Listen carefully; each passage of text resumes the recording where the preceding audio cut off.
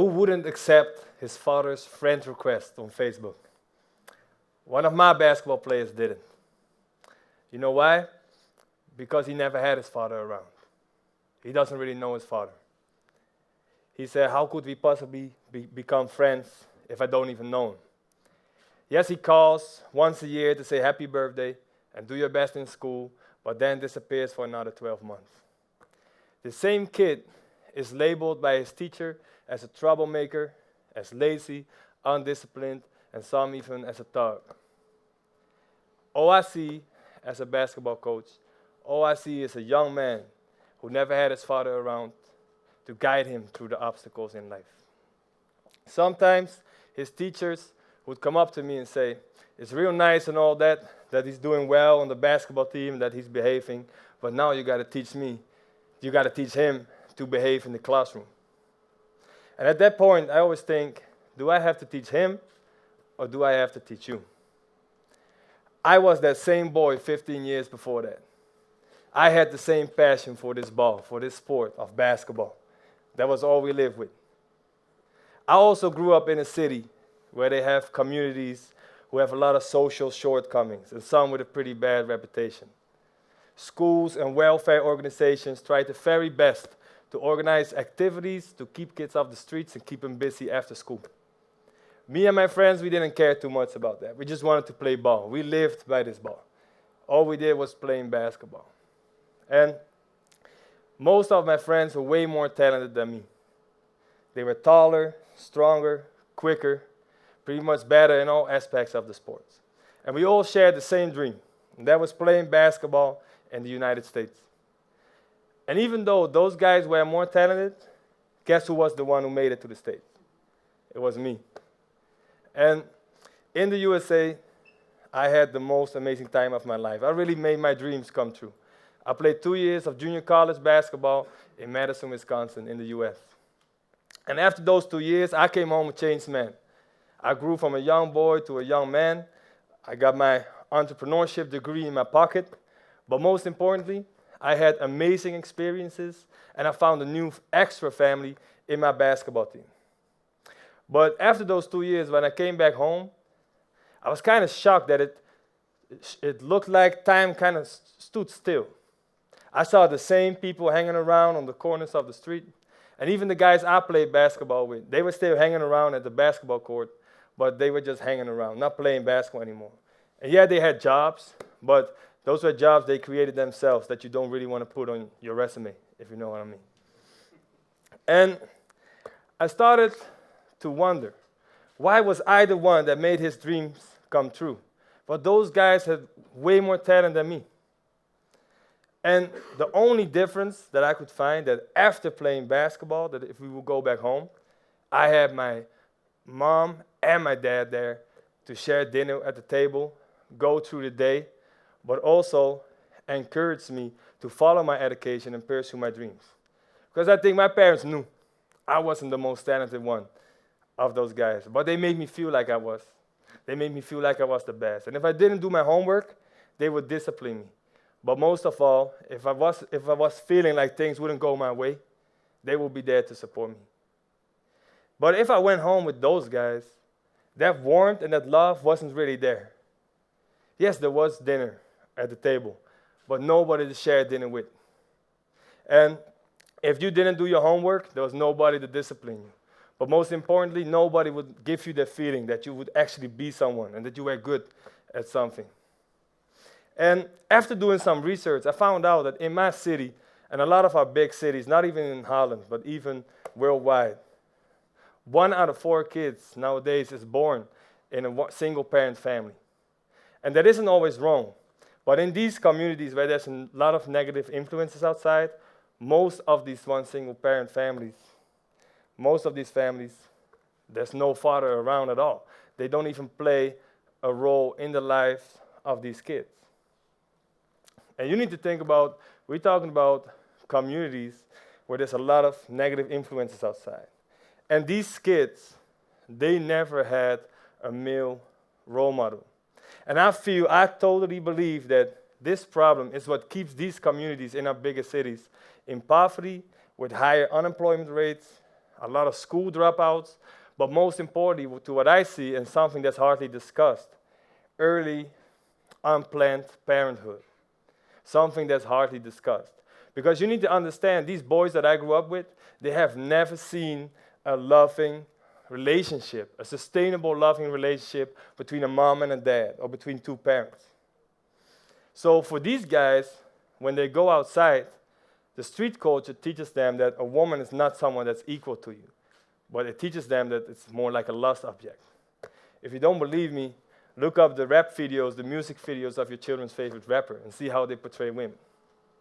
The same thing for the girls in those families. They never had a father or a male figure that showed them some positive attention or some real love. So they start looking for it outside, and they receive the attention from the guys I just spoke about. So I started to realize at this point that I didn't realize my dreams because I worked really hard for it, but I also realized my dream because I was lucky and privileged enough to be born in a warm family where there was love, where there was support, and mostly encouragement to make my dreams come true. So I felt like I made my dreams come true. I got to do something to give back to my community. So we started a business and provided workshops with this basketball to teach kids to work hard and give them discipline and to inspire them to follow their dreams. And the business went really, really well. We started off at schools, but because of our related backgrounds to these kids from these similar communities, we started doing workshops in special education schools, youth care programs, and even in youth prisons. And not only in Holland. In a couple years, we started doing workshops in Central America, Asia, and even in Africa. But it was this one time, I still remember it, I was given a workshop in a youth prison in South Africa. And I was telling these guys to work hard and work together and get your way out of this prison and make your dreams come true.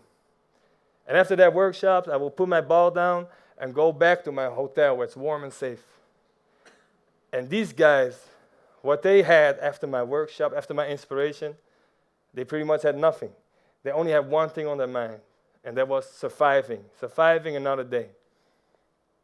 And I started to be aware and realize that I was doing the same thing as the father of one of my kids that only calls once a year to say, do your best in school and happy birthday. Because these children don't need someone to come in whenever it fits in his schedule. These children, they need someone that is there for them unconditionally and doesn't come whenever it fits him, but whenever the children need him. And who are there and actually believe in them and encourage them to be someone. And I realized that these children in South Africa were facing the same troubles as the kids in my community, that long relationship. So we changed our business from workshops to a 2-year program where basketball coaches become role models and more like father figures to the kids. And we started to see immediate, humongous changes within the behavior of our kids and the way they looked at themselves. And the one thing I learned from that children can only succeed in life when they are surrounded by adults who don't just believe in them, but believe in them and act like it. And from that point, I started to get angry every time people around me, adults, would say the kids nowadays and the way the generation and the youth nowadays acts. But the children have never changed. It's us as adults who created the environment for them where they weren't able to reach their potential and feel loved. So, what I believe to make change and to actually make sure that we can make these communities come out of this negative environment, I think it starts with schools at first. Schools need to become a positive alternative for the street culture these kids in these communities are brought up with.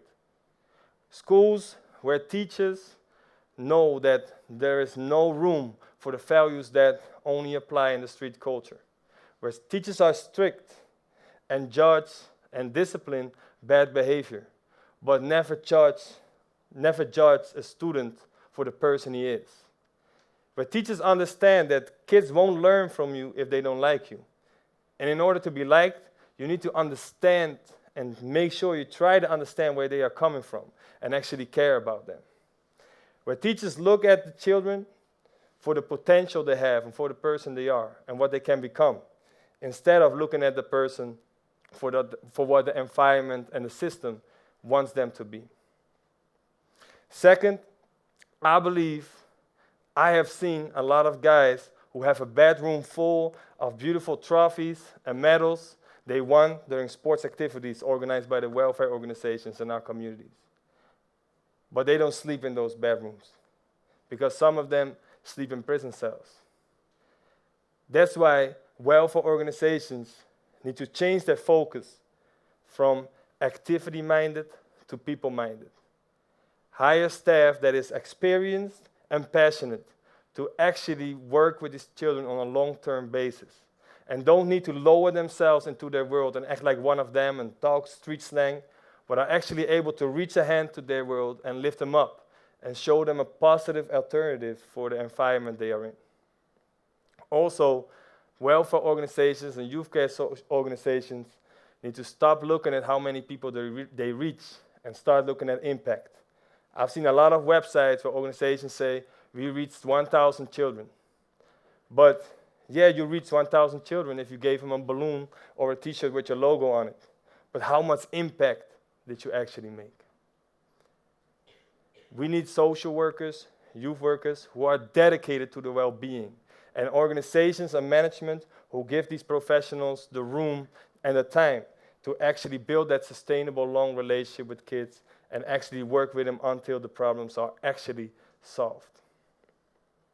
And what about you? What can you do in order to make this change?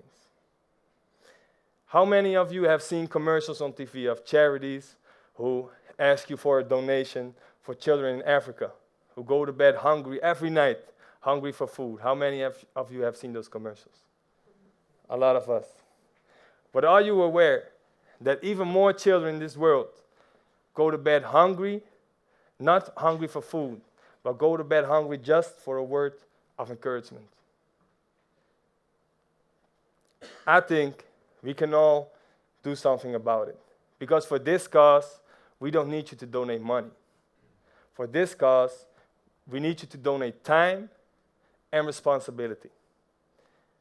Because I'm sure there's a lot of people here who have children and take a lot of care of them. But still, those fathers we see who are not around in the life of these kids to be a good role model, to have a positive influence on them. They must be our neighbors, our friends, our family, and our co-workers.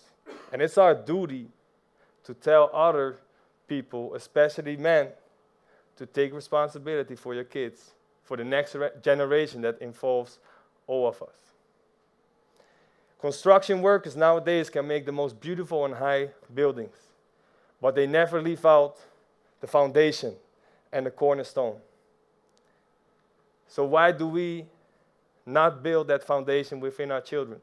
Why are we still having children that are not loved?